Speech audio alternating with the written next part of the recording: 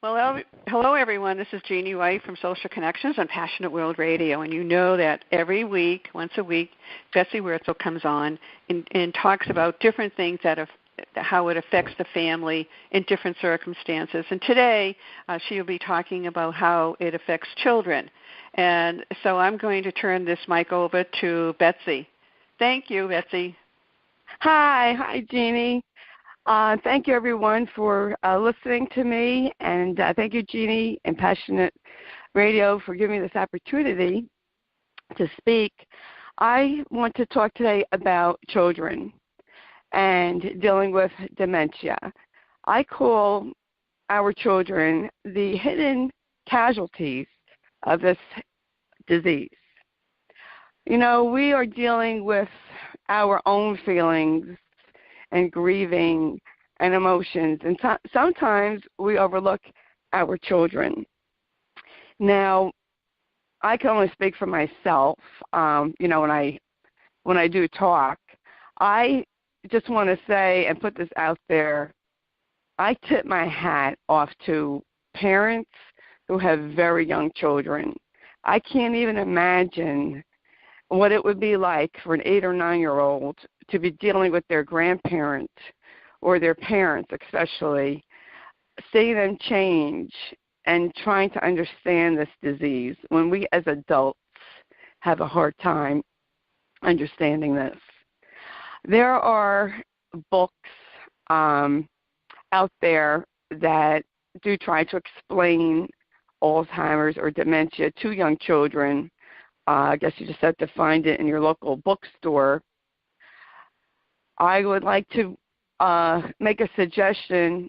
My son was 15 when we moved in with my mother-in-law, and so he was a teenager, and now he's caregiver to his father, which started when Josh was 26, so we already had some experience.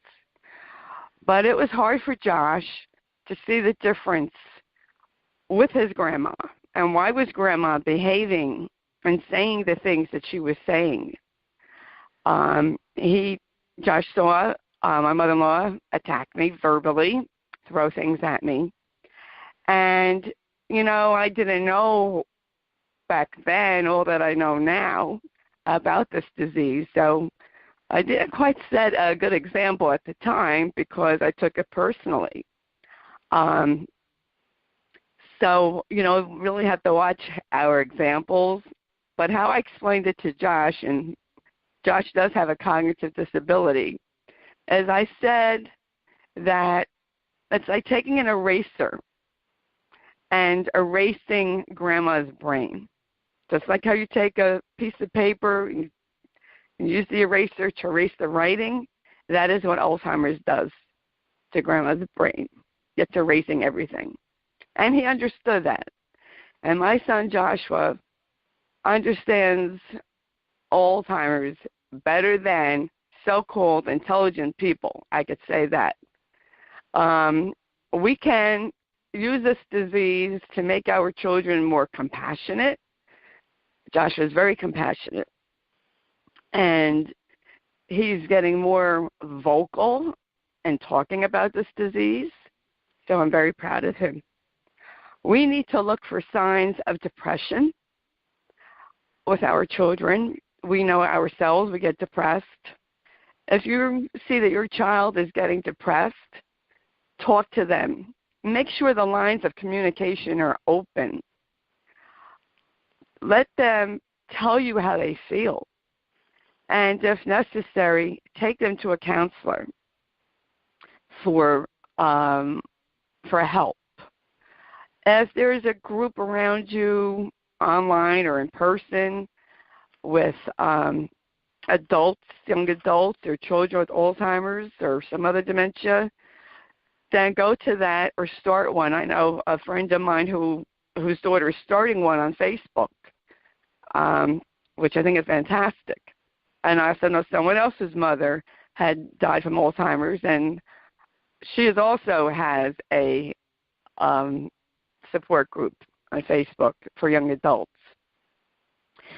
And it's just keeping your line of communication open. For example, Josh was very upset one day because he came home and he had to change his dad. And Josh told me, I hate this effing disease, and I want to cry. I say, you know what, Josh? I hate this effing disease too, and I do cry. So go ahead. Hate this disease, and you cry, because it's a sad thing. And I'm going to get emotional here. And Josh is just great. I had the lines open for him. I am not going to tell Josh to suck it up and be strong. I'm not strong all the time. So please don't feel that you or your children have to be strong all the time. You don't. And don't make your child, when they tell you how they feel, please don't make them feel bad about that. That's how they're communicating to you. And if you make them feel bad about how they feel, they're not going to come to you. And you don't want to close that line of communication. My son knows he could come to me about anything. Even before Matt had Alzheimer's. We just had that type of relationship. And I tell Josh, you want to go for help? I will take you. Tell me, how you're feeling. And it is very stressful for our children. I see how it's taken a toll on Josh. I see the pain in his eyes. And it's not that he doesn't love his father. He does. That's why he has pain in his eyes, because it hurts him. This disease takes a toll on everybody around us. And I really can't, I can't put it out there enough to really sit down with your families and just talk about how you feel. I know it's hard for some people. Josh had to, make some readjustments. He can't go out until I'm close to getting home. Josh is worried about when he comes home, what's he going to come home to. And these are very real problems. And I want my son to have fun, so he does go to the movies once a week with his friend. And I want him to have a good time. I wish I could go to the movies once a week. This Labor Day, he's going to go to Kingsburg, weather permitting. I want him to enjoy himself. And I don't want him to feel bad about having a good time. I have to say that I'm proud of my son because I talked to Josh about Family Leave Act, and he did approach his employer, and lo and behold, his employer that he asked about the Family Leave Act, her father had died from Alzheimer's. So I told Josh, you're going to meet a lot of people who have somebody in their family with Alzheimer's or some other dementia. And I want to bring this up. How is this going to affect society? People are getting some kind of dementia, whether it be Lewy body or frontal temporal lobe or early onset, younger. So if you have a parent that is 40 years old, how old is that child going to be? You're going to have young adults in their 20s and their 30s being caregivers. How is that going to affect the marketplace, the work environment? This is when you're finishing college. This is when you're getting married. Some, not all. This is when you are starting your careers, having families. And now you're going to have an individual in their 20s or 30s maybe taking time off, are trying to figure out how to work and take care of their parents. So this is going to be very interesting to watch how this generation is going to be caregivers. I don't know what generation you call it. I'm the baby boom. I don't know what Josh's generation is called. Maybe Generation X. He was born in '84. And then, you have your millennials. Excuse me. I don't know what every generation is called, but it will be, like I said, interesting to see. And how does this affect a younger child, growing up? I really can't imagine this being the last memory of your parent is them deteriorating. And the psychological stress that must go on with this. I know it was hard for Josh with his grandma, and he was a teenager then. And then, being in his 20s with his father, he told me, Mom, now roles are reversed. He understood more, and I understood more, not 100% everything. So it was, I don't want to say easier because it's not. It's just different with being a parent, having it versus a grandparent or an aunt or an uncle. There's ways to explain this disease so that children are not frightened. And, we can either use this to better ourselves or not. The old saying, if life gives you lemons, make lemonade. I see Josh as being more compassionate.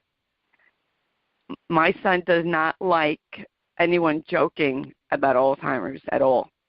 Josh has told me it's not a joke, it's not funny, and he's so funny. He says, Mom, people don't get it, people don't have a clue. And out of the mouth of babes. And I said, you're right. Unless they live with this disease, they don't have a clue. And it's up to us to share our stories. And it's up to us to speak out. Next month is National Alzheimer's Awareness Month. I am going to do an interview with Josh on my phone and post it to my page. I have interviewed Josh before, and I want him to tell what it's like for him to be a caregiver. And I know he will be honest because that's how he is. So you could look for that on my page. That's Betsy Wurzel. And I will post it on the face of Alzheimer's. And I just want to, thank you, Jeanne, for this opportunity to talk and to, give some advice. I'm not, a therapist. I don't claim to know everything. I'm just 17 years knee-deep between 3 different people with this disease, and I'm still learning. I still learn from caregivers. So I want to just say, caregivers, tell your stories. Somebody can learn from them. And from my own experience, I have decided, and I even told Josh this, you're either going to sit in the corner and wallow in self-pity, or you're going to come out fighting. And I'm going to get emotional again. And I choose to come out fighting, because I let this disease destroy me already. With almost a nervous breakdown because I thought I had to be strong all the time. And now I don't have to be strong all the time. And yes, I am going to come out fighting. I can't cure this disease, but sure as heck not going to let it destroy me or my child. I have a vision. I have a mission. And thanks to you, Jeanne, and Passionate World Radio, I'm starting it. I'm starting to do it. So I want to thank everybody for listening. I appreciate it. Oh, that's really wonderful, and you are coming out fighting. You're really a powerhouse, really, Betsy. You just don't realize it, but you are doing marvelous things, and there's a very interesting journey that's going to happen for you, and that you're going to be able to, speak your mind and help others through this terrible, terrible disease, really. So I hope that was I hope that was good. It was good. It really was very good. You need to take some water? Yes, I'll take some water. I said to Matt, great. Now that I finally get a chance to talk on the radio, my voice goes on me. Yeah. Well, maybe it's just like maybe take some sips of water. I'm still recording, but I'm going to end it now. Is there anything else you'd like to say? I know you've said a tremendous amount of information to the individuals, which is phenomenal, because I think sometimes we sidestep the children, not intentionally, but because you're so engrossed in what's going on, Right. Exactly. And that's what happens. Too engrossed in it. And right. Sometimes you can't see the forest from the trees. Is that how yes. it goes? I don't know. Yes. And sometimes you don't see it. But by you bringing attention to it, Betsy, that means a lot. Yes, we do sometimes, not intentionally, but, we just get engrossed in our own grieving, and we forget, what? If we're grieving a loss, then our children are also grieving. They're grieving the loss of a parent, a grandparent, or whoever.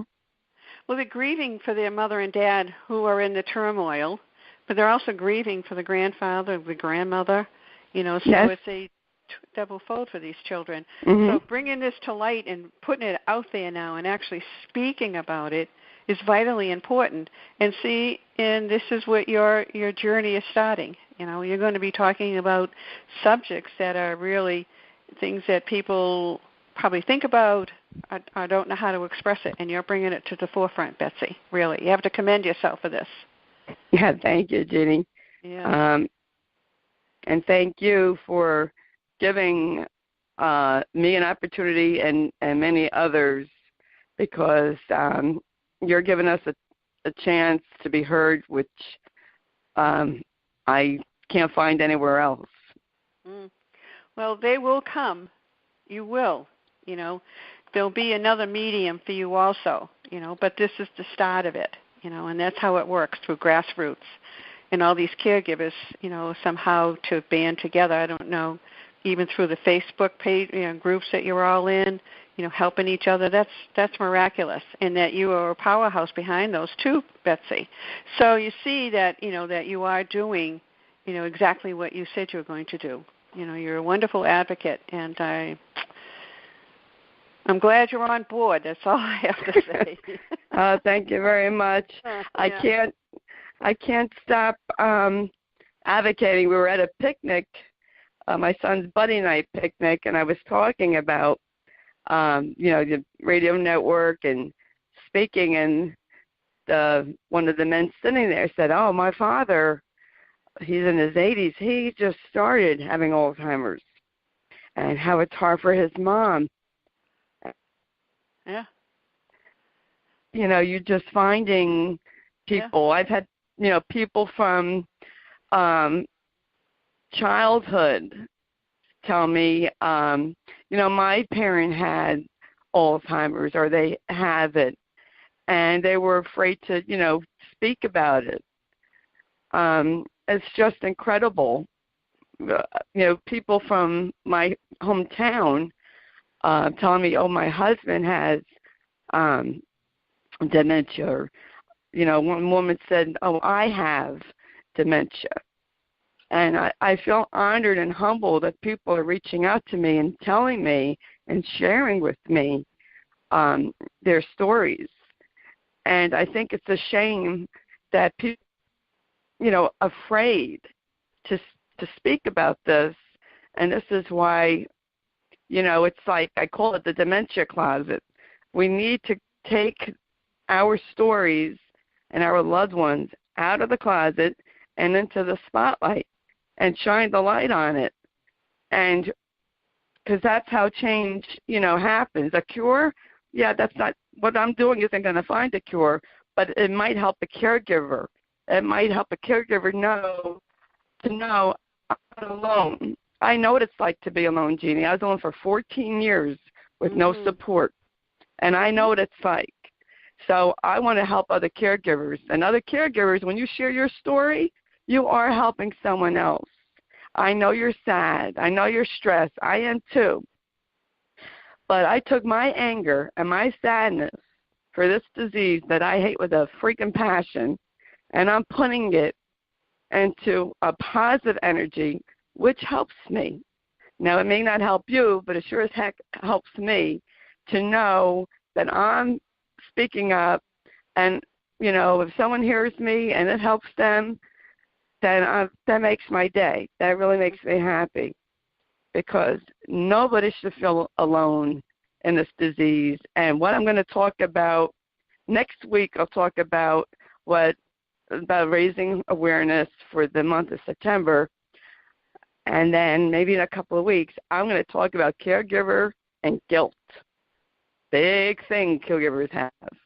And I'm going to talk about that. I've done videos on that, and I'm going to talk about that. That's a big issue. I think that's very phenomenal, Betsy, really, that these shows that you're putting out there are going to help a lot, and that you will be the caregiver's face, really, honestly. I mean, no one spoke about it, but now you're bringing it out, so you're using it in a good, positive way for you, and for Josh and for Matt, you know, which are the important ones too. But I've taken enough of your time. I mean, I could speak for another couple of hours with you about this, you know, because it's really easy, and not easy for the disease, but easy to speak about it. You know? Right. And so for that I'm grateful. But I really want to, and maybe one time, I'm just going to throw it out there. Maybe one time we should see if we can get someone to come on with you and talk about, you know, Medicare and Medicaid and the health insurance environment. You know, I think that's an important issue too. You know, I might be able to see if I can find someone that would be able to do that. So, you know, to help out everyone. But Betsy, I can't thank you enough. I hope your voice will hold off for a few more seconds. Yes, well, thank you, Jeannie. Before you go, I want to know if you give any words of wisdom or hope to all the listening audience. As far as our children, just keep your eyes and ears open. Observe them for any signs of, you know, depression, and let your child know that you are there, and that they could cry on your shoulder and you could cry on theirs, and just pull through together.